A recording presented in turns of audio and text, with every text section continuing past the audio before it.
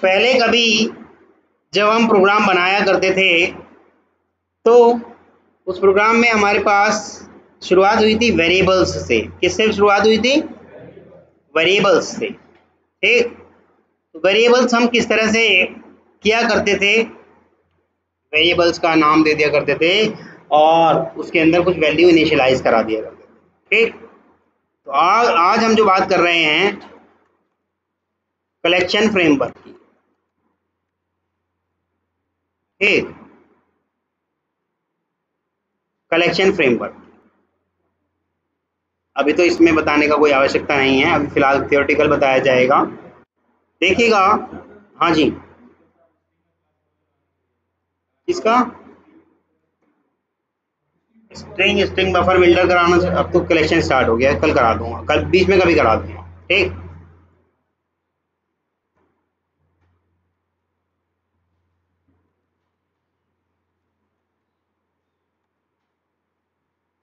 पहले कभी जब हमारे पास वेरिएबल हुआ करते थे इस तरह से, हमने वेरिएबल ले लिया था string student name is equal to, यहाँ हम स्टूडेंट का नाम डाल दिया करते थे या रोल नंबर, तो स्टूडेंट का रोल नंबर डाल दिया करते थे।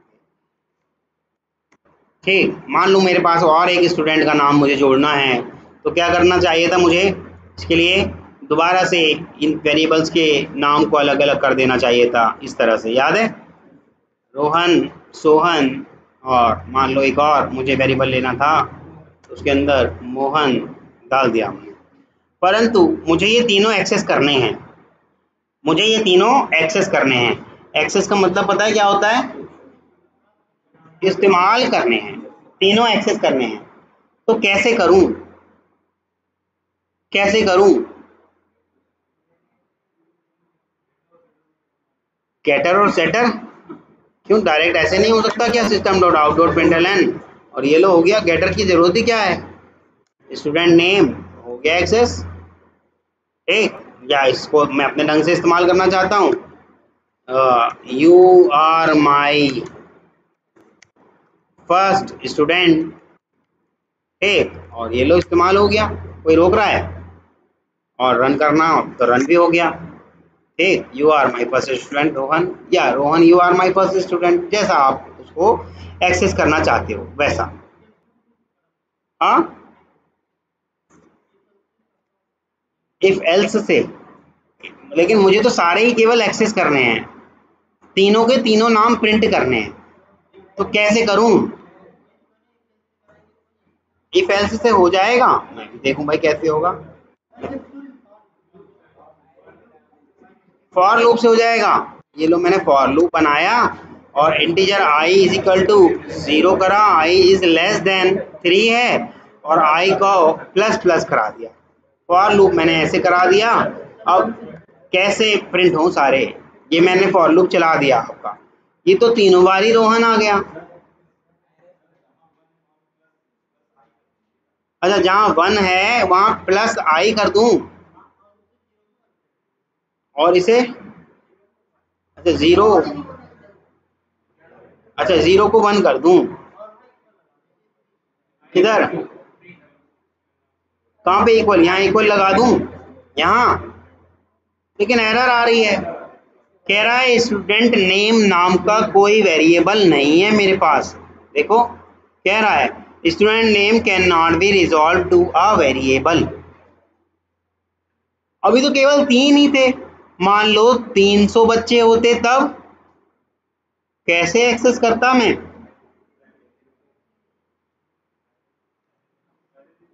वेरिएबल का सबसे बड़ा ड्रॉबैक यही था कि उसमें आपस में कोई रिलेशनशिप नहीं है।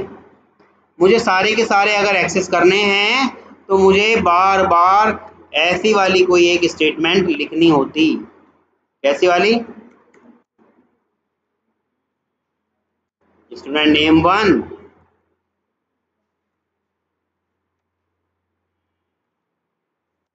स्टूडेंट नेम 2 और स्टूडेंट नेम 3, इस तरह से मुझे इसको करना होता। पर 3 ही है इसलिए आपको कोड बहुत छोटा सा लग रहा है। 3 की जगह स्टूडेंट्स होते अगर 3000, तो आप 3000 बार ऐसे करते और 3000 स्टूडेंट में से मैं चाहता हूँ स्टूडेंट नंबर 75 से स्टूडेंट नंबर 95 तक सिर्फ ये लिखा हुआ है this is student from class 5, बस उन 20 बच्चों के लिए ऐसा लिखा हुआ है। तो क्या पॉसिबल था? है पॉसिबल, पर ऐसे ही प्रिंट स्टेटमेंट में ढूंढना पड़ेगा स्टूडेंट 75 वाला कौन सा है, 76 वाला कौन सा है। घर से आ रहे हो? टाइम भी नहीं हुआ, तो ऐसे तो बड़ी प्रॉब्लम हो जाती। इस चीज को आसान करने के लिए हमारे पास एक कॉन्सेप्ट आया, एरे का कॉन्सेप्ट। कौन सा कॉन्सेप्ट? एरे का कॉन्सेप्ट। हम इन सब चीजों को फिर एरे में रखने लगे। हम इन सब चीजों को किस में रखने लगे? एरे में रखने लगे। तो किस तरह से रखना शुरू कर दिया हमने? इस तरह से हमने स्टूडेंट नेम नाम की एरे बनाई और एनोनिमस टाइप की एक एरे बनाई, और इस तरह से यहाँ कॉमा देके सोहन और इस तरह से कॉमा देके मोहन, ठीक। और यहाँ हमने इसको इंडेक्सिंग दे दी आई करके, ठीक। तो ये सारे स्टूडेंट्स का नाम प्रिंट कर देगा सोहन मोहन, क्योंकि इंडेक्स आउट ऑफ बाउंड है।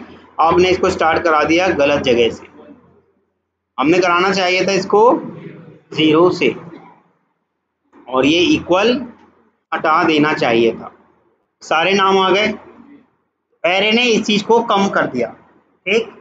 एरे ने इस चीज को आसान कर दिया। मान लो 30,000 स्टूडेंट होते तो बस आपको यही 3 लाइन का कोड लिखना होता। ये तो वैसे 3 लाइन का दिख रहा है आपको, क्योंकि प्रिंट कराने वाली ही स्टेटमेंट है, तो मुझे लगता है कि इस लूप की बॉडी की जरूरत ही नहीं थी। तो 2 लाइन का कोड, केवल 2 लाइन के कोड में हमारा काम चल जाता केवल 2 लाइन के कोड। लेकिन इसके अंदर भी एक प्रॉब्लम थी। मान लो हमने स्कूल का प्रोजेक्ट बनवाया, इसके अंदर हमारे पास इस साल जो एडमिशन आए वो आए 1000 एडमिशन, ठीक। तो हमने अगले साल भी कहा कि भैया इस सॉफ्टवेयर को रिन्यू कर दो, आप इस सॉफ्टवेयर का मेंटेनेंस दोबारा से कर दो, 1000 स्टूडेंट के लगभग हमारे पास आ जाते हैं, आप 1000 का ही बना दो। परंतु इस साल हमारे पास 1000 से ज्यादा स्टूडेंट आ गए, लगभग 1700 स्टूडेंट आ गए।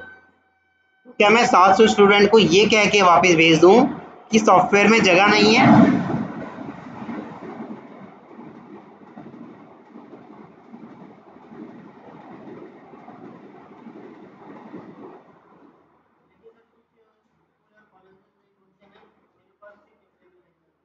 हाँ, मेरे पास सीट अवेलेबल नहीं है ऐसा जरूर कहता होगा, क्योंकि उसने सॉफ्टवेयर उसी ढंग से बना रखा है। लेकिन अगले साल जब उसको दिख रहा है सीट बढ़ रही है, तो क्या वो सेक्शन नहीं बढ़ा सकता? अभी तक ए सेक्शन और बी सेक्शन ही हुआ करते थे, क्या वो सी सेक्शन नहीं कर सकता? कोई सा भी दुनिया का अफिलिएशन उसे ये करने से रोक नहीं सकता। ये जरूर कह सकते हैं कि क्लास में 30 से ज्यादा बच्चे नहीं रखोगे आप, लेकिन सेक्शन वाइज तो आप कर सकते हो। कोई सा भी आपका अफिलिएशन, चाहे सीबीएसई हो, चाहे आईएससीएससी हो, चाहे बीएसए हो, कोई नहीं रोक सकता उसको सेक्शन में डिवाइड करने पर, क्योंकि वो उनके ही नॉर्म्स के अकॉर्डिंग चल रहा है। उन्हें 30 बच्चों पे एक टीचर चाहिए था, हमने 30 बच्चों पे एक टीचर एक नया सेक्शन बना के दे दिया। अब कैसे रोक लेगा? समझ रहे हो? तो घुमा फिरा के स्टूडेंट को एडमिशन तो मिल ही गया। फिर अच्छा, ये होती है एनोनिमस एरे। एक था ऐसे इस तरह से बनाने का, न्यू स्ट्रिंग, और इसके अंदर हम साइज डाल दिया करते थे 3 या 4 जो भी। इसके अंदर हम इनिशियलाइज कर देते थे स्टूडेंट नेम के 0 पर क्या आ जाए, ठीक, और स्टूडेंट नेम के 1 पर क्या आ जाए, और स्टूडेंट नेम के 2 पर क्या आ जाए, ठीक। ये बात ध्यान रखना कि 1 और 2 और 0 स्टार्ट हमेशा एरे होता है 0 से, और उसकी मैक्सिमम इंडेक्स होती है एरे की लेंथ -1। एरे की लेंथ -1। देखें एरे की लेंथ कितनी है हमारी। मेरी एरे की लेंथ क्या है? देखें जरा क्या लेंथ आ रही है इसकी, 3 लेंथ है, ठीक। और मैक्सिमम इंडेक्स क्या हो जाएगी, 3 माइनस 1। मैंने कहा ना आपसे लेंथ माइनस 1, तो मैक्सिमम इंडेक्स आपकी क्या आ रही है, 2। तो इससे ज़्यादा आपकी मैक्सिमम इंडेक्स इसके अंदर हो नहीं सकती, लेंथ माइनस 1 ही इसकी मैक्सिमम इंडेक्स होती है। तो फॉर लूप जो हम यहाँ चला रहे हैं, यहाँ 3 जो डाल रहे हैं, ये 3 डालना क्या समझदारी की बात है। यहाँ पर मुझे करना चाहिए था स्टूडेंट की लेंथ माइनस 1 और इसकी लेंथ तक ही इसको चलाना चाहिए था, तब ये आपका प्रॉपर वे में सारे नाम दे देता। क्लियर है। मान लो आज की डेट में 1000 हैं तो वो 1000 देता, 2000 है तो 2000 देता। लेकिन मैंने अभी आपको बताया कि जब मैंने स्टूडेंट्स का सॉफ्टवेयर बनवाया है 1000 स्टूडेंट के लिए, मेरे पास इस बार 1700 स्टूडेंट आ गए, तो 700 स्टूडेंट को या तो मैं नुकसान झेलूं या सॉफ्टवेयर वालों से कहूं कि भैया इस सॉफ्टवेयर का साइज बढ़ा दो। अब वो कह रहे हैं कि साइज बढ़ाने का भैया मेंटेनेंस चार्ज लगेगा, तो उन्हें मेंटेनेंस चार्ज देना होगा, जो कि मैं साल के शुरुआत में ही दे चुका था 1000 स्टूडेंट के लिए। तभी अगर मुझे पता होता तो तभी मैं इनसे 1700 का नहीं करवा लेता, है ना। तो मेंटेनेंस चार्ज मेरे को दोबारा देना पड़ा, सिर्फ और सिर्फ एरे के साइज की वजह से, क्योंकि एरे का साइज क्या है, फिक्स्ड इन नेचर, फिक्स्ड है, फिक्स्ड, ना तो वो घटाया जा सकता ना वो बढ़ाया जा सकता। मान लो मेरी एरे का साइज इस बार 1700 करवा लिया मैंने, पर स्टूडेंट इस बार मेरे पास आए ही 400, आए ही 400। एक स्टूडेंट के लिए जितना साइज लगता है, मान लो वो साइज मेरा खरीदा जाता है 2000 रुपए में, तो कितना नुकसान मैंने अपने लिए कर लिया, कितना कर लिया, 13,26,000। कैसे कैसे कैलकुलेशन कर रहे हो, हाँ। 1300 स्टूडेंट हैं, हाँ, 2000 रुपये एक स्टूडेंट का फीस लगता है, तो 1300 की 2000 से अगर मल्टीप्लाई करोगे तो 26 लाख ही तो आएगा, 2,60,00,000 कैसे आ जाएगा। ज्यादा मत कैलकुलेशन लगाओ, तो नुकसान करा ना मैंने अपना। तो स्पेस बहुत कीमती होता है, आपको मालूम होगा जब कभी भी हम मोबाइल फ़ोन खरीदते हैं तो उसकी मेमोरी जब कभी भी 8 GB होती है रैंडम एक्सेस वाली, वो थोड़ा सस्ता हो जाया करता है। उसकी 8 की जगह अगर वो कह दे कि 4 ले लो तो वो और सस्ता हो जाता है। अगर हम कहें नहीं जी 4 से तो मेरा हैंग होने लगेगा, मुझे 16 GB दो, या अरे 16 छोड़ो, मुझे तो आप सीधे 500 GB दे दो, वो आपकी एक बार शक्ल देखेगा, सर स्पेशल ऑर्डर लगवाना पड़ेगा आपके, बन जाएगा, स्पेशल ऑर्डर लगवाना पड़ेगा, डेडिकेटेड टीम, बस आप पैसा खर्च करने वाले बन। नहीं तो सर हमारे पास 16 GB में है, वो वाला ले लो।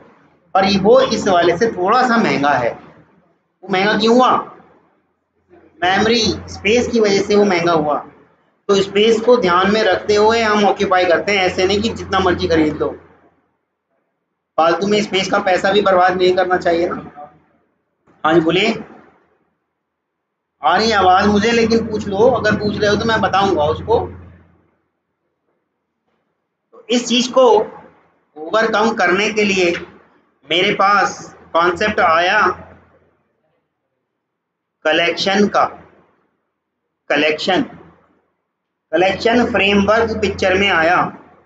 लेकिन एरे के साथ एक और चीज़ थी, एरे के साथ एक और दिक्कत थी भैया, ये रखता था हमेशा होमोजेनियस। मान लो मैंने बना लिया सैम्पल क्लास, या चलो सैम्पल क्लास नाम का ही बना लिया, एक क्लास बना लेते हैं यहीं पर ही। ये ख़त्म कहाँ पे है, यहाँ है, ठीक, यहाँ ख़त्म है, पब्लिक नहीं करेंगे, क्लास स्टूडेंट, और ये मेरी एक क्लास बन गई, ठीक। मैंने बना दिया स्टूडेंट, एक और क्लास बना लेते हैं, मेरी बन गई क्लास टीचर।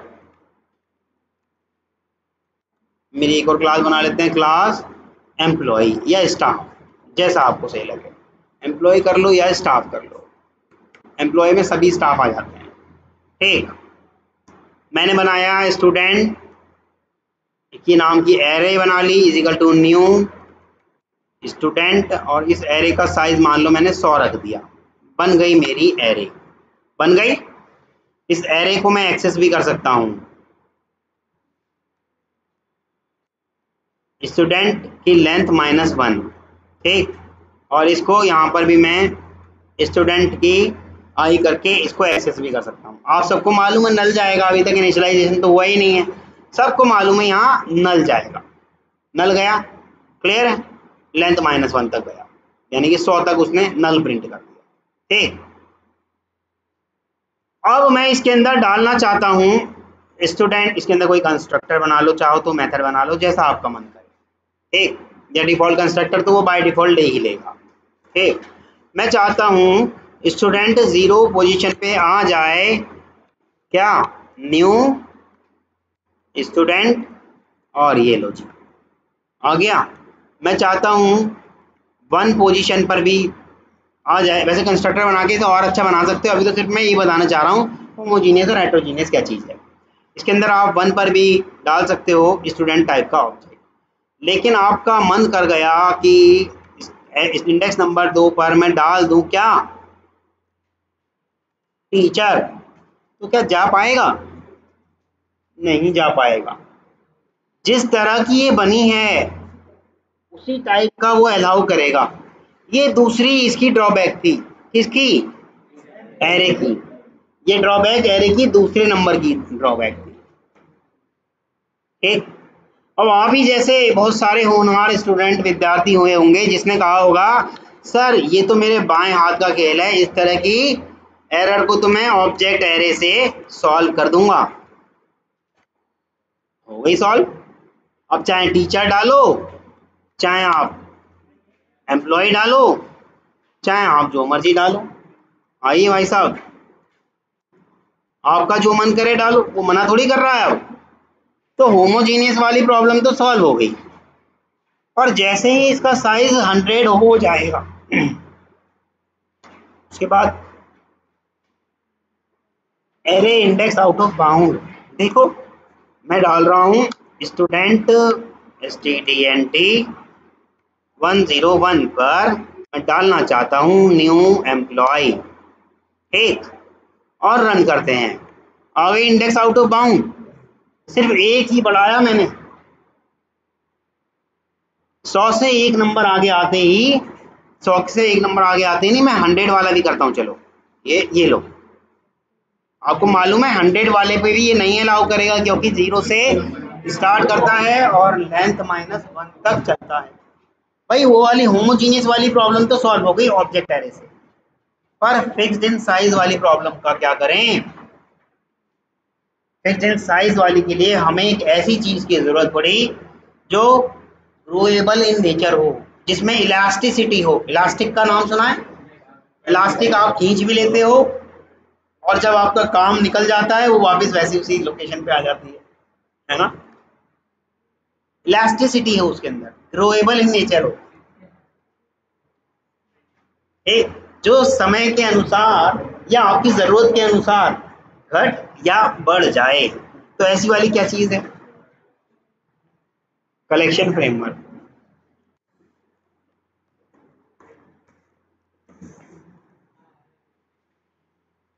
चलिएगा आगे बढ़ते हैं।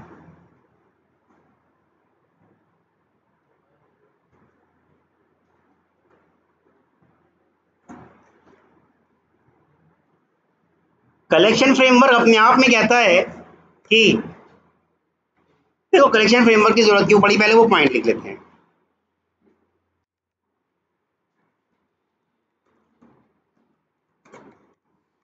इंडेक्स बेस्ड कलेक्शन ऑफ, कौन से वाले? Index based collection of homogeneous data type या element which is fixed in size, जिसके अंदर मुझे एक तो ये वाली प्रॉब्लम कर रही थी बात, फिक्स्ड इन साइज वाली कहाँ गई, ये वाली बात प्रॉब्लम कर रही थी, और एक मुझे ये वाली प्रॉब्लम कर रही थी,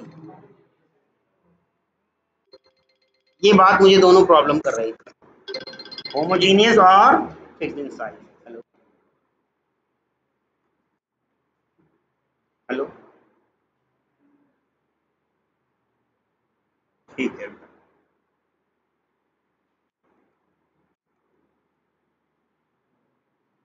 तो हमारी सॉल्व हो गई थी किससे, ऑब्जेक्ट एरे से।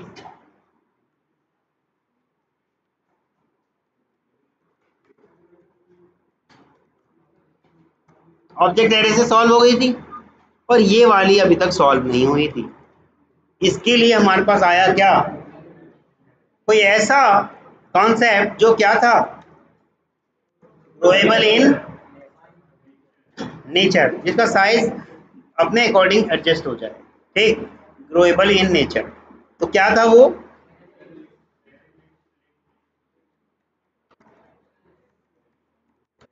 Collection framework.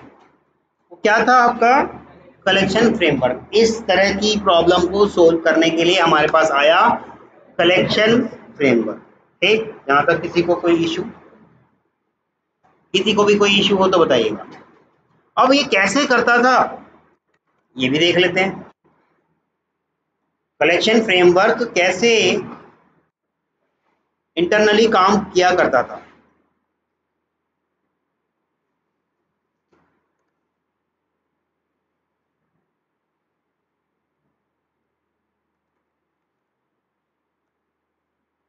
ठीक,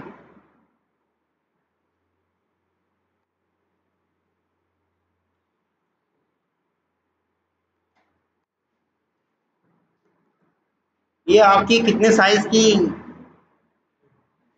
एरे है, इसका साइज है 6, जिसके बारे में आपको पता है, जिसकी इंडेक्स शुरू होगी किससे, 0 से, और लास्ट होगी इसकी क्या, जो साइज है उसका 6 - 1 है ना, इज इक्वल टू जो भी रहा होगा 5, इससे स्टार्ट होगी, आपको मालूम, मैक्सिमम इंडेक्स इसकी यही तो रहेगी, 0 से स्टार्ट होगी और 5 तक उसकी मैक्सिमम इंडेक्स रहेगी।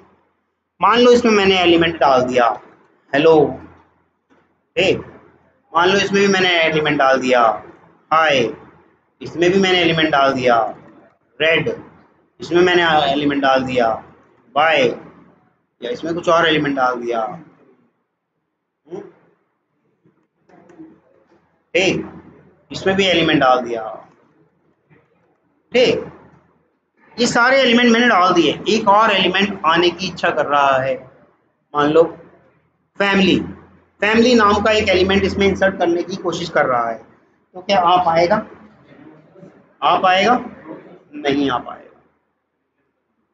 तो ये क्या करेगा, इंटरनली जो इसकी साइज थी 6 के हिसाब से वो इंटरनली एक फार्मूला बनाएगा, फार्मूला के हिसाब से इसकी साइज जो 6 थी n/2 + 1 करके, जो पुरानी साइज थी वो पुरानी साइज को इसके अंदर जोड़ के कुल 12 एलिमेंट की एक और कलेक्शन बना देगा, ठीक। जब 12 हो जाए तो बता देना।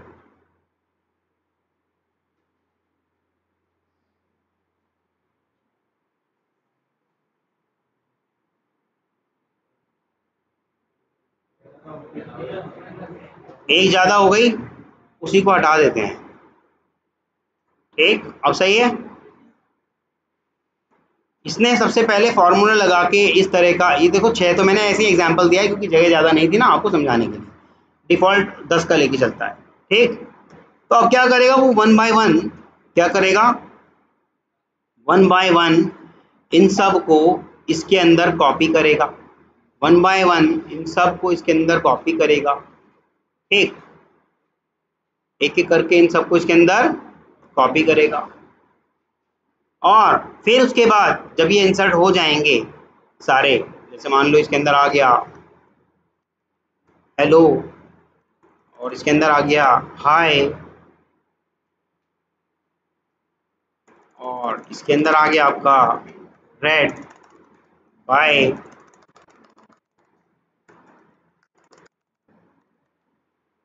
फ्रेंड, ठीक, पूरा ही डाल देते हैं।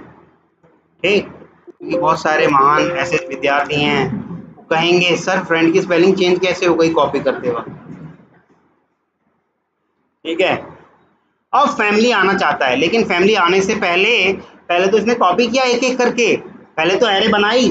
पहला स्टेप क्या था इसका, एरे बनाना। ठीक, एक मिनट मैं इसके स्टेप बता दूं पहले।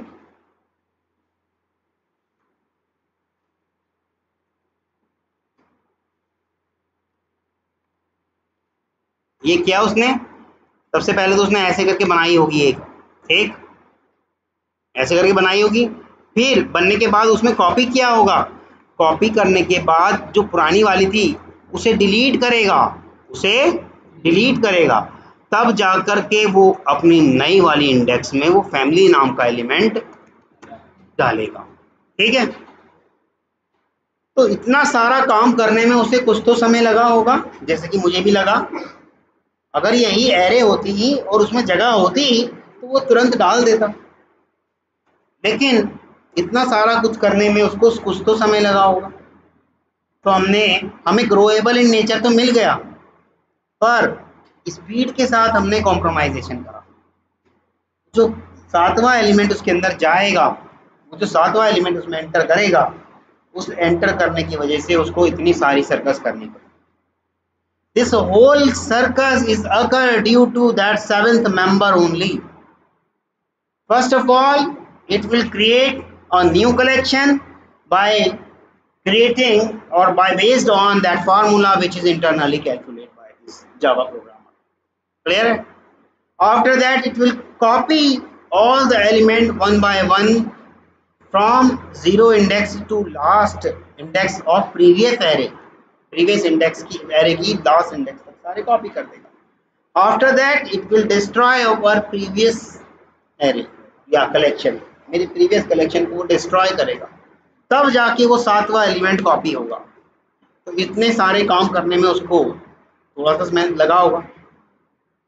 तो समय लगता है किसी चीज़ में, तो किसी चीज़ के साथ हमने कॉम्प्रोमाइज़ भी किया होगा, उस कॉम्प्रोमाइजेशन को हम कहते हैं स्पीड के साथ कॉम्प्रोमाइजेशन। ठीक, तो ये अगर एरे और कलेक्शन की बात की जाए तो कौन सा फास्ट है, एरे या कलेक्शन? एरे फास्ट है। और अगर हम मेमोरी पॉइंट ऑफ व्यू की बात करें तो कौन सा बेस्ट है, एरे या कलेक्शन?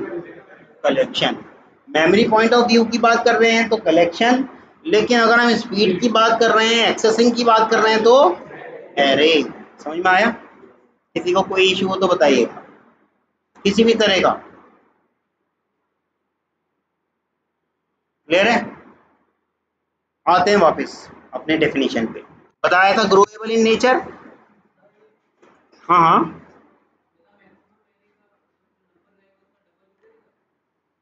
ये आगे आपके पास एक और कंस्ट्रक्टर आएगा इंटरनली, उसके अंदर हम अपने अकॉर्डिंग उस फार्मूले को भी छेड़ सकते हैं, पर बाय डिफॉल्ट जो फार्मूला है वो हमेशा 10-10 का स्लॉट लेके चलता रहेगा। ठीक है, किसने कहा? कलेक्शन तो हमेशा ग्रोएबल इन नेचर है, फिक्स नहीं होता।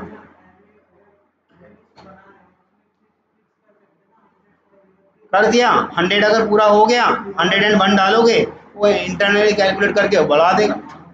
फिक्स कहाँ से हुआ? फिक्स तो तब हुआ जब हम बढ़ा ही नहीं सकते थे। फिक्स तो तब होता जब हम बढ़ा ही नहीं सकते थे। यहाँ तो हमारे पास एक्स्ट्रा फीचर है उसके साइज को बढ़ाने की, ग्रोएबल इन नेचर, तभी हम बार बार ये वाली बात कह रहे हैं, this is growable in nature. Clear है? नहीं, किसने कहा होमोजीनियस रहेगा? हेट्रोजीनियस है, उसमें जैसे मर्जी डालो आप, अभी करके दिखाएंगे। ठीक है, उसमें आप जैसे मर्जी डालो, स्टूडेंट डाल दो, टीचर, क्योंकि वो एक्सेप्ट करता है किसको? ऑब्जेक्ट को। इसकी डेफिनेशन अभी तक मैंने बताई नहीं ना, इसलिए आप अभी थोड़े से कंफ्यूज हो रहे हो। अभी सिर्फ मैं एरे के ड्रॉबैक बता रहा था। ठीक, तो ये वाली बात कंप्लीट समझ में आ गई। तो एरे से हमारे पास दो चीजें सामने आई थी, क्या? इट रिप्रेजेंट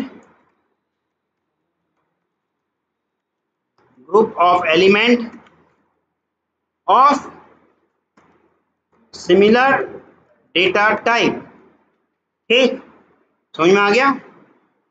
क्लियर है? और दूसरी थी फिक्स्ड इन साइज। दोनों प्रॉब्लम समझ में आ गए। एक को हमने ऑब्जेक्ट एरे से वैसे सॉल्व कर लिया था, लेकिन ऑब्जेक्ट एरे की भी लिमिटेशन थी। भाई ये ऑब्जेक्ट एरे बन गई, मान लो ऑब्जेक्ट ओबीजे, ये एरे भी बन गई, is equal to 10 sorry new object, और ये 10 साइज की हमने बना दी। ठीक, इसमें हर तरह के एलिमेंट जा सकते हैं, पर मैं जैसे ही ओबीजे में 10th पोजीशन पे या 11th पोजीशन पे कुछ भी डालना चाहूंगा तो क्या ये जाएगा? Array index out of bound आ जाएगा। ये इसकी प्रॉब्लम थी, क्योंकि एरे क्या है? Fixed in size. Once we create array then there is no chance to increase और decrease, there is no chance to increase और डिक्रीज। ठीक, तो अगर हमें पहले से ही क्लियर है कि साइज क्या होना है, उस केस में तो हम एरे के साथ जाएंगे, लेकिन अगर हमें साइज के बारे में कोई क्लैरिफिकेशन नहीं है तो हम एरे कॉन्सेप्ट को यूज नहीं करेंगे। क्लियर है? यहाँ तक समझ में आ रहा है? ऑब्जेक्ट एरे ने होमोजीनियस वाली बात समझ में आती है कि कर दी थी खत्म, लेकिन उसने भी अभी भी फिक्स्ड इन साइज वाली बात को खत्म नहीं किया था। ठीक, तो इस बात को, इस चीज को खत्म करने के लिए, ओवरकम करने के लिए, देखो ओवरकम वर्ड अब मैंने बोला है ताकि आपको भी याद हो जाए। अभी तक मैं खत्म करने के लिए या इससे छुटकारा पाने के लिए ऐसे शब्द इस्तेमाल कर रहा था ताकि आपको समझ में आ जाए। तो to overcome this problem, to overcome this problem, collection framework concept comes into the picture. Collection framework का कॉन्सेप्ट पिक्चर में आया। ठीक, collection are growable in nature, लिख देता हूं।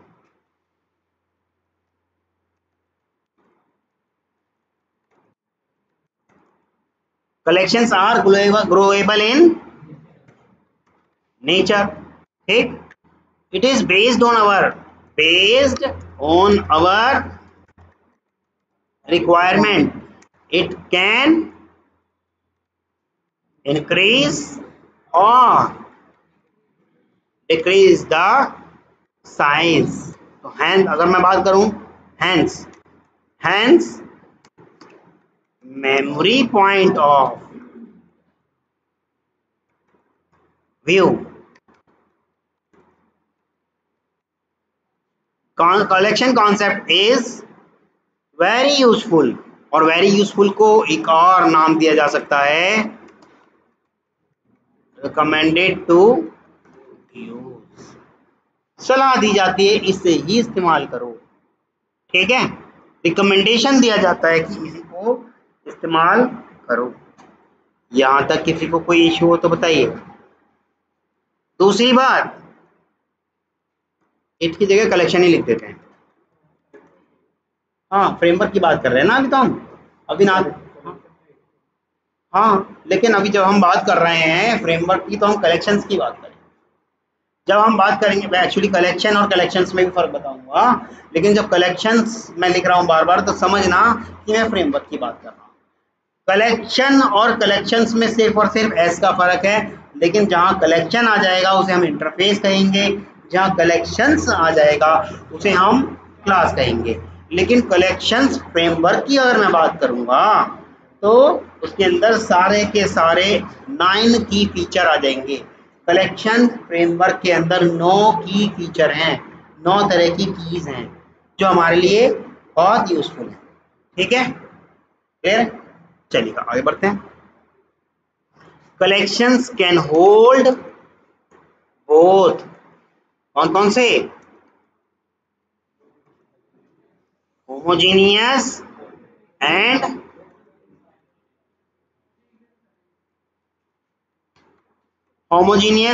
heterogeneous object। ठीक, every collection is implemented based on some standard data structure।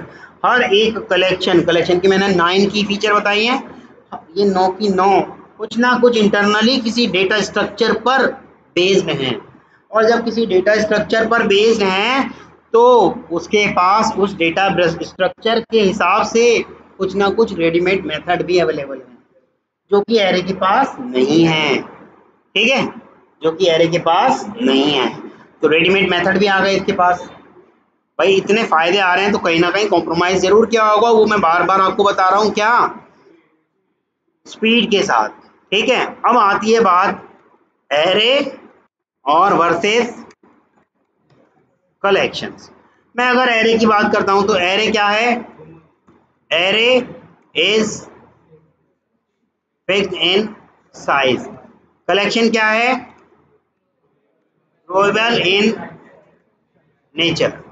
Array के लिए अगर बात करते हैं, memory point of view, array is not recommended, it is not recommended to use. वो आप लिख लेना, मैं छोटा छोटा लिख रहा हूँ। ठीक है, आते हैं इधर memory point of view, it is highly recommended to use. ये हाईली रिकमेंडेशन दी जाती है कि इसको यूज करो। ठीक, अब बात आती है परफॉर्मेंस की। अगर मैं बात करूं परफॉर्मेंस की, performance point of view, it is recommended to use. But performance wise अगर इसकी बात करें तो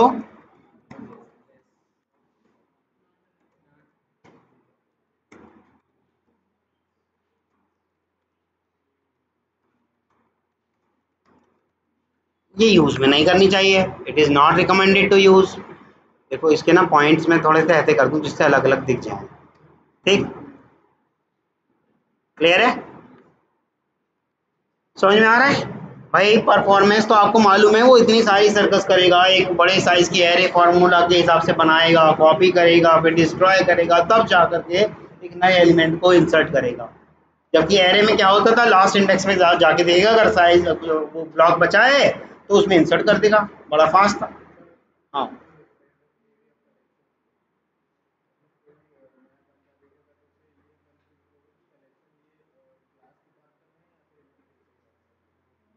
नहीं, अगर कोई नया बंदा है तो उसे कलेक्शन के बारे में पहले पूरा जान लेना चाहिए। अगर हम कलेक्शन की बात कर रहे हैं तो कलेक्शन का कभी भी ऑब्जेक्ट नहीं बनता, उसके 9 की इंटरफेस का भी ऑब्जेक्ट नहीं बनेगा, उसके इम्प्लीमेंटिंग क्लास का ऑब्जेक्ट बनेगा।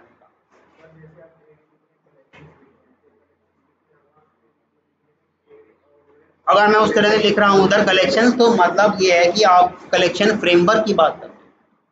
हम एरे कॉन्सेप्ट और कलेक्शन फ्रेमवर्क की बात करते हैं, ना कि मैं एरे लिस्ट, लिंक लिस्ट, किसी भी तरह की बात नहीं कर रहा, क्योंकि ये सब उसके चाइल्ड हैं, बच्चे हैं। अभी आएंगे कलेक्शन फ्रेमवर्क को जब एक्सप्लेन करेंगे तो इन सब के बारे में भी बात करेंगे।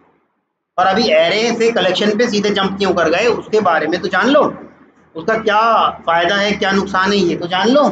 ठीक है, अब बात करते हैं array can hold only homogeneous data type elements. वो एक जैसे दिखने वाले को ही होल्ड कर सकता था। कलेक्शन क्या कर सकता है? It can hold both homogeneous and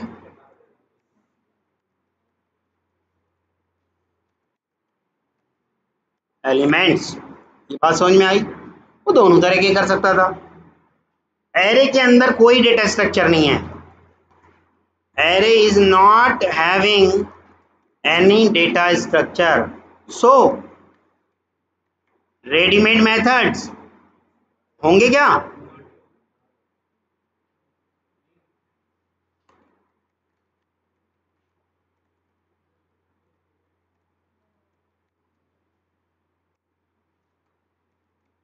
इसके अंदर कोई रेडीमेड मेथड नहीं है, कीवर्ड है। ठीक, क्लियर है? कीवर्ड है। अगर लेंथ का वो लगाओगे वो उसका मेथड थोड़ी है, वो तो स्ट्रिंग के साथ आता है। ठीक, अब इसके अंदर है हर एक कलेक्शन की अगर बात करूं, every collection is based on some data structure, so It is having ready-made methods. ठीक, उसके पास रेडीमेड मेथड्स है according to that data structure. मान लो वो डेटा स्ट्रक्चर स्टैक का है तो स्टैक वाले मेथड होंगे, मान लो वो डेटा स्ट्रक्चर क्यू का है तो क्यू वाले मेथड होंगे, मान लो वो डेटा स्ट्रक्चर लिंक लिस्ट का है तो लिंक लिस्ट वाले मेथड होंगे। यहाँ तक किसी को कोई इशू क्लियर है? ठीक, अब एक और बड़ी काम की बात, यहाँ कलेक्शन थोड़ा सा कमजोर साबित हो जाएगा।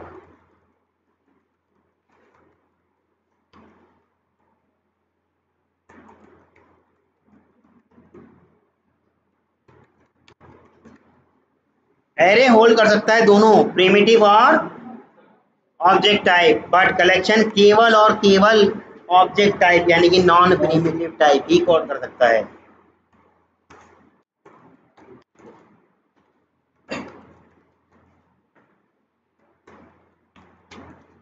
बस वो केवल और केवल ऑब्जेक्ट टाइप यानी कि नॉन प्रिमिटिव टाइप को ही होल्ड कर सकता है, पर एरे दोनों को कर सकता था। अभी देखा ना आपने, हम नाम भी उसमें होल्ड करा सकते थे, नंबर भी होल्ड करा सकते थे। देखो अभी आपने ये कोडिंग कहाँ गई, ये है कोडिंग मेरी, मान लो ये मेरी एरे है और इसी एरे को अगर मैंने बना लिया नॉन प्रिमिटिव टाइप, ये बन जाएगा नॉन प्रिमिटिव टाइप, इसके अंदर मैं non primitive type sorry primitive type भी डाल दूंगा। पर यही काम मैं कलेक्शन के साथ नहीं कर सकता। कलेक्शन के साथ मैं नॉन प्रिमिटिव टाइप का कलेक्शन नहीं बना सकता। क्लियर है? अब आते हैं इसकी डेफिनेशन पर, काम की बात पे आ जाते हैं। इफ ये डेफिनेशन अगर ये वाली याद कर ली तो आपने 9 की 9 डेफिनेशंस आपकी याद हो जाएंगी। If we want to represent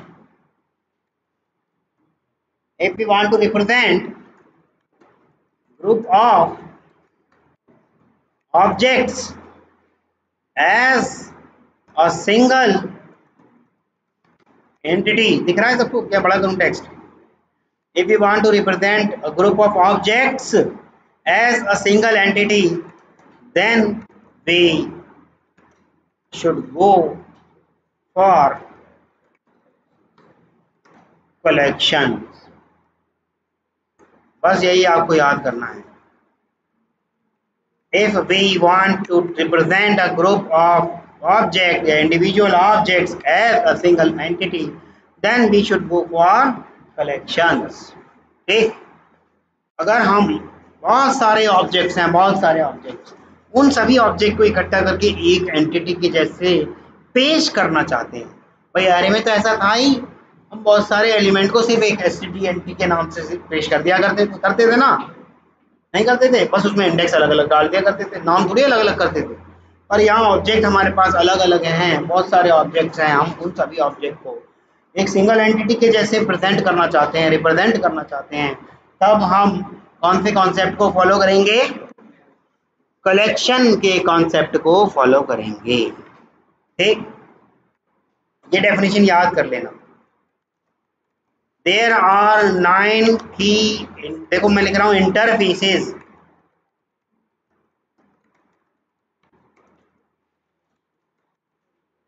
collection framework के पास हमारे 9 की फीचर हैं। नंबर 1 कलेक्शन खुद, नंबर 2, अच्छा ये की क्या है? की इंटरफेसेस, ये देखो क्या है ये, यानी कलेक्शन जो मैंने लिखा है ये क्या होगा? इंटरफेस। ठीक, नंबर 1 पे आ गया कलेक्शन, वीरेंद्र यही हो, लिस्ट, नंबर 2 पे लिस्ट आ गया, नंबर 3 पर आ गया सेट, नंबर 4 पर आ गया सॉर्टेड सेट, नंबर 5 पे आ गया देखो set, sorted set, navigable set. ये तीनों याद कर ली तो मैप भी याद हो जाएंगे। Map, sorted map, navigable map. ठीक, फिर नंबर 5 पे इसके पास आ गया क्या? Navigable set.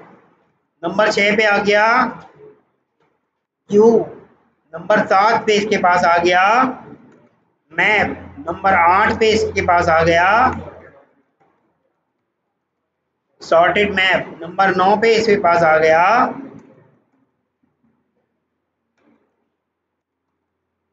नेविगेबल 9 ही तो बताई हैं। 9 की इंटरफेसेस, 9 तरीके के इंटरफेसेस हैं इसके पास। हाँ, कलेक्शन का पार्ट नहीं है ना वो। क्यू और डी क्यू की हम बात करते हैं तो वो क्यू डेटा स्ट्रक्चर का पार्ट है। डेटा स्ट्रक्चर हमारे पास 3 तरीके के हैं ना, लिंक लिस्ट, क्यू और डबल लिंक। इसमें लेकिन डी क्यू नाम का कोई इंटरफेस नहीं है हमारे पास। इंटरफेस केवल 9 ही तरीके के हैं। दिखाओ कलेक्शन के अंदर अगर कोई डी क्यू नाम का इंटरफेस है तो। डी क्यू नाम का कोई इंटरफेस नहीं है। ठीक है, तो कलेक्शन, कलेक्शन की देखो, अभी मैंने आपसे कहा सबसे ऊपर वाली डेफिनेशन अगर आपने याद कर ली ये वाली, तो आपके पास इन 9 के 9 की इंटरफेसेस की डेफिनेशन याद हो जाएगी। देखो अभी मैं बोल के ही बता रहा हूँ। सबसे पहली डेफिनेशन कलेक्शन की, if we want to represent a group of individual object as a single entity then we should go for collection. List, if we want to represent a group of individual object as a single entity where duplicacy is allowed and insertion must be preserved, then we should go for list interface. तीसरी, if we want to represent a group of individual object as a single entity where duplicacy is not allowed and insertion order is not preserved, then we should go for set interface, sorted set. हाँ, हाँ, हाँ, वो तो implementing class हो गई ना, हम उसकी बात ही नहीं कर रहे। हम तो 9 की इंटरफेस की बात कर रहे हैं, जो उसके 9 जेम्स हैं, नवरत्न हैं, उनकी बात कर रहे हैं। और sorted set, if we want to represent a group of individual object as a single entity where duplicacy is not allowed, insertion order must not be preserved, but we want to present our element based on some sorting order, then we should go for sorted set. हम navigable set की बात करते हैं। If we want to represent a group of individual object as a single entity where insertion order is not preserved, duplicacy is not allowed, but we are having some method for navigable purpose, then we should go for navigable set. Definition वही चलती आ रही है, बदल कल का change आ रहा है last में, दिख रहा है ना। अब आते हैं क्यों। If we want to represent a group of individual object as a single entity based on prior to process, then we should go for Q interface. अब आते हैं मैप पर। If we want to represent a group of individual object as a single entity, हाँ हाँ, दोबारा से वो तो रिकॉर्ड हो गया होगा, चलो फिर से बता देता हूँ। If we want to represent a group of individual object as a single entity based on prior to process, यानी कि प्रोसेसिंग से पहले ही उसकी प्रायोरिटी दे दी जाए। इसका एक एग्जांपल दूं। मान लो कल आपका बर्थडे है, चलो कल की पार्टी की बात कर लो। मान लो कल की पार्टी है और ये डिसाइड हुआ रात को ही। अब मैंने तो बुलाना है केवल 50 लोगों को या 20 लोगों को, तो मैं उन खास खास लोगों को कॉल करने से पहले लिस्ट बना लूंगा। यानी कि कॉल करने से पहले ही प्रायोरिटी दे चुकी, प्रोसेसिंग से पहले ही हो गया हमारा एक लिस्ट तैयार। प्रायर टू प्रोसेस, प्रोसेस से पहले ही मैंने एक प्रायोरिटी बना ली, भाई इसको तो बुलाना है यार, ये तो मुझे हर बार बुलाता है यार, ये तो मेरा बड़ा अच्छा दोस्त है, इसको बुलाऊंगा, इसको रहने नहीं कम आता है, ऐसे ही बनाते हैं ना। तो प्रायर टू प्रोसेस ऐसे हमने बना लिया, तब जाके हम कॉल कर रहे हैं। तो ऐसी वाली चीज़ के लिए हम क्या करते हैं, क्यों। जब हॉल की टिकट होती है, टिकट्स हॉल की विंडो, अब तो खैर ऑनलाइन का ज़माना आ गया, जब विंडो टिकट ओपन होती थी तो उसके ओपन होने से पहले ही एक प्रोसेस हो जाता था, लाइन लग जाती थी, भैया पहले मुझे मिलेगा, दूसरे नंबर पे इसे मिलेगा, ऐसा हो जाता था ना। तो प्रायर टू प्रोसेस था वो, इसलिए क्यों कहा गया है उसको। क्लियर है, ठीक है। Map, if we want to represent a group of individual object as a single entity based on key value pair, key value pair, so then we should go for map interface. ठीक, if we want to represent a group of individual object as a single entity based on key value pair, but we want to show them some sorting order, then we should go for sorted map. Navigable, If we want to represent a group of individual object as a single entity based on key value pair, but we want some navigable purpose method, then we should go for navigable map। यानी कि ये वाली definition सब जगह इस्तेमाल हो रही है, ये वाली डेफिनेशन सब जगह इस्तेमाल हो रही है। बस ये कलेक्शन की जगह कभी सेट आ जा रहा है, तो कभी लिस्ट आ जा रहा है, तो कभी मैप आ रहा है, तो कभी क्यू आ रहा है, कभी सॉर्टेड सेट आ रहा है, कभी नेविगेबल सेट आ रहा है, कभी नेविगेबल मैप आ रहा है, कभी सॉर्टेड मैप आ रहा है। समझ में आ रहा है? तो ये डेफिनेशन आप अगर याद कर लेंगे तो आपके लिए भला है।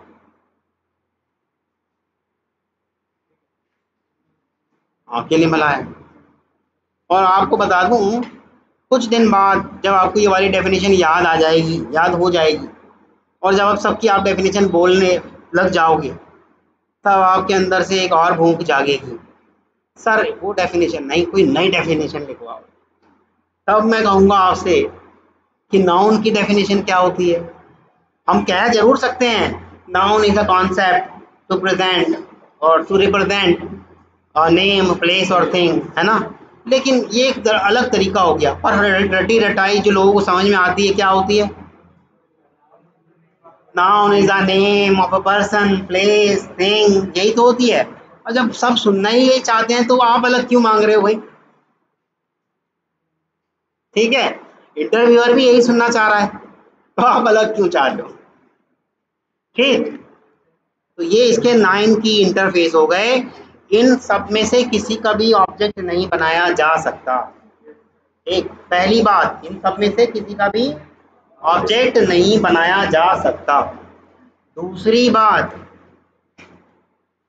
डायरेक्ट इम्प्लीमेंटिंग क्लास इनकी कोई सी भी इनके अंडर में है, इनकी इम्प्लीमेंटिंग, लेकिन डायरेक्ट इम्प्लीमेंटिंग कलेक्शन की नहीं है। इसकी कोई सी डायरेक्ट इम्प्लीमेंटिंग क्लास नहीं है। कलेक्शन के पास कोई भी no direct class is available, इसकी कोई डायरेक्टली इम्प्लीमेंटिंग क्लास नहीं है। हमेशा कलेक्शन आएगा, कलेक्शन के अंडर में इसके चाइल्ड आएंगे, चाइल्ड के अंडर में इसकी इम्प्लीमेंटिंग क्लास आएगी। तो कलेक्शन की कोई भी डायरेक्ट इम्प्लीमेंटिंग क्लास नहीं है। देखिएगा, एक थोड़ा सा चित्र बना के देख लेते हैं। ठीक, बोले तो डायग्राम।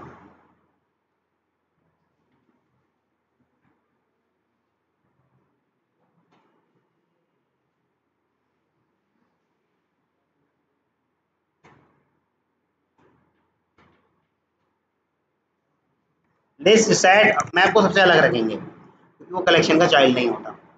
ठीक, कलेक्शन फ्रेमवर्क का पार्ट है, ये मत भूल जाना। मैप को कलेक्शन फ्रेमवर्क का पार्ट कहेंगे, पर कलेक्शन का चाइल्ड नहीं कहेंगे, कलेक्शन इंटरफेस का चाइल्ड नहीं कहेंगे। ये जो है ना कलेक्शन इंटरफेस, इसके चाइल्ड बस यहाँ तक हैं। ठीक, अभी मैप को भी इसके अंदर शामिल कर लो। ठीक है, जब अभी कराऊंगा जब सब याद आ जाएगा आपको, अभी तो फिलहाल मोटा मोटा बता। कलेक्शन, लिस्ट, सेट,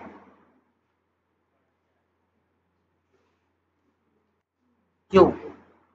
ठीक, और क्या आ गया, लिस्ट के अंदर में इम्प्लीमेंटिंग क्लास आ जाएंगी। अभी सिर्फ वो लिख रहे हैं जो इंटरफेसेस हैं, केवल केवल इंटरफेसेस के नाम लिख रहे हैं अभी हम बस। हाँ लिख रहे हैं भाई, उसके नीचे ही आ रहा हूँ, सॉर्टेड सेट, नेविगेबल सेट। ठीक, अब आते हैं, एक मैप और बना लेते हैं। मैप, सॉर्टेड मैप और नेविगेबल। ठीक, परंतु अगर मैं इन सब की बात करूं, पहले लिख लेते हैं, पहले लिख लेते हैं। मैप,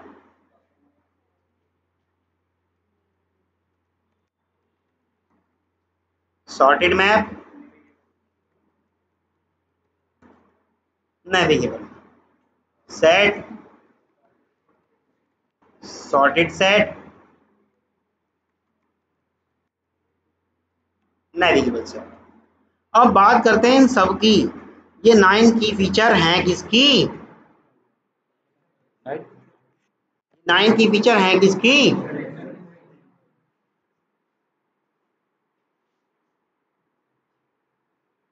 थोड़ा छोटा कर लेते हैं ताकि इसके ऊपर कुछ रखा जा सके। हाँ, दिख रहा है सब? ये 9 की फीचर है भैया आपकी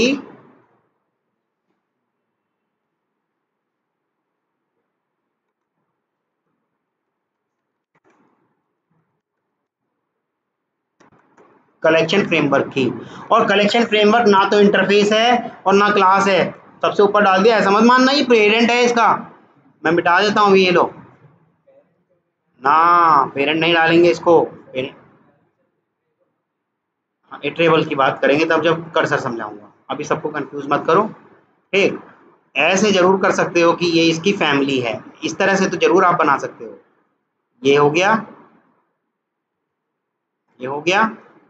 ठीक, मैं उसको चाइल्ड या पेरेंट में की भाषा में बांधना नहीं चाहता, ऐसे जरूर कर सकते हो कि ये इस फ्रेमवर्क के 9 क्या हैं, इस फ्रेमवर्क के 9 की इंटरफेस हैं। इस तरह से आप समझ सकते हो।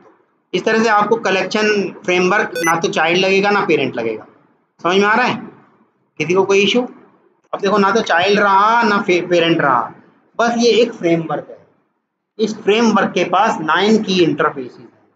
9 की इंटरफेसेस में से collection, list, set, sorted set, navigable set, Q, map, sorted map, navigable map, ये सारे के सारे कलेक्शन फ्रेमवर्क के पार्ट हैं। चाइल्ड वाइल्ड मत कह लेना, सारे के सारे कलेक्शन फ्रेमवर्क के पार्ट हैं। यहाँ तक किसी को कोई इशू? अब इनकी सबकी डेफिनेशन के साथ एक इन सबके मेथड्स वगैरह आगे आने वाली क्लास में कराएंगे। ठीक है, इसको अच्छे से कर लेना। जिसने भी अच्छे से कर लिया तो कल की या आगे आने वाली क्लास में मज़ा आएगा। नहीं करा तो भैया फिर दोबारा से क्या होगा, अपना सिर खुजाओगे या पंखा देखोगे। ठीक है।